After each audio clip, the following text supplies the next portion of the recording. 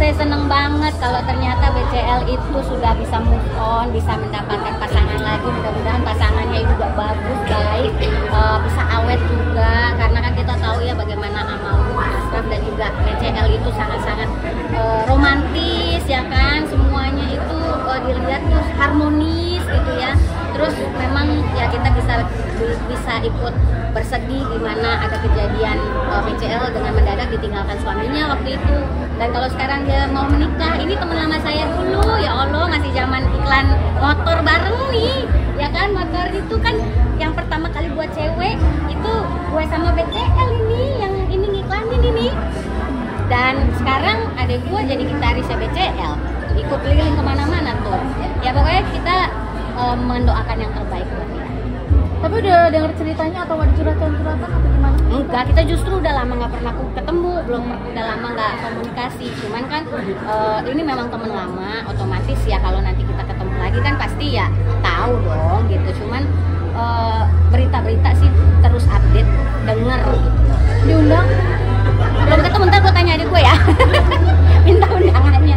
Tapi ya kalau misalnya diundang pasti saya datang. Di Bali kabarnya Kak? Karena teman lama banget sih. Kabarnya di Bali? Iya, nggak apa-apa. Kalian liburan. Ya, kalau diundang saya datang dong pasti. Kan menghargai teman.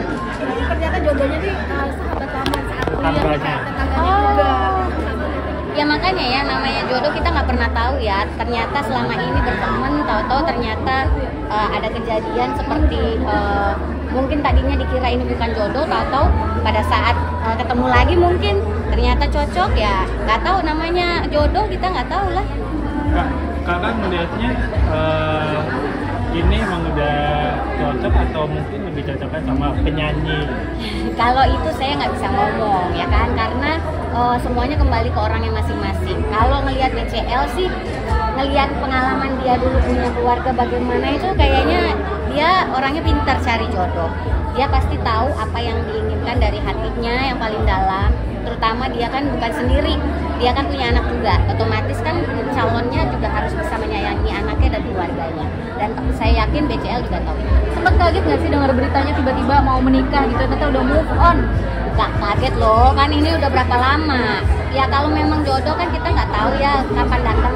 Kalau gue sampai sekarang kan belum datang nih, tapi kan bukan berarti kita harus buru-buru. Kalau kayak Unge udah dapet jodohnya ya silakan dong. Maju, move on dong. Kalau memang itu memang sudah yakin ya kan, gitu. Tapi ya pokoknya gini, kalau saya pikir Unge ini udah punya pengalaman yang luar biasa lah ya untuk membina bahtera rumah tangga. Jadi dia pasti nggak salah pilih. Tapi artinya maksudnya udah bisa move on, bukan move on dari Ashraf sendiri. Wajar kan berat ya buat dia sendiri. Pasti. Tapi wajar kalau misalnya ada orang yang memang ngerasa dia udah klop, udah merasa itu jodohnya, ya wajar menurut saya. Karena memang hati nggak bisa dibohongin, pikiran, hati, perasaan itu nggak bisa dibohongin. Kalau memang ngerasa udah cocok, ya lanjutkan saja, lanjutkan.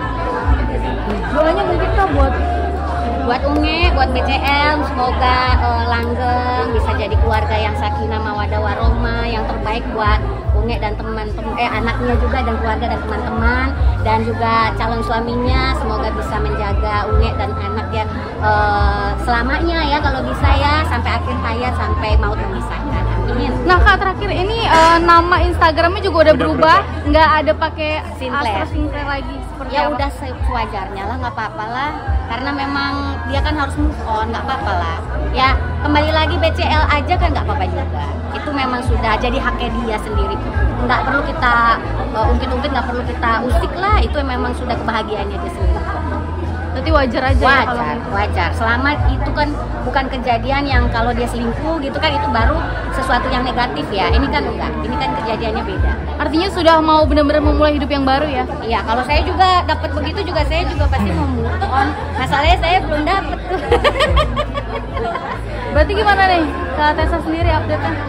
Saya ya baik-baik aja. Pokoknya saya juga begitu. Saya juga merasa kalau ada seorang yang nyaman buat saya, pastinya saya akan move on juga. Nanti juga akan diumumkan kepada teman-teman. Gimana Natal kali ini mungkin?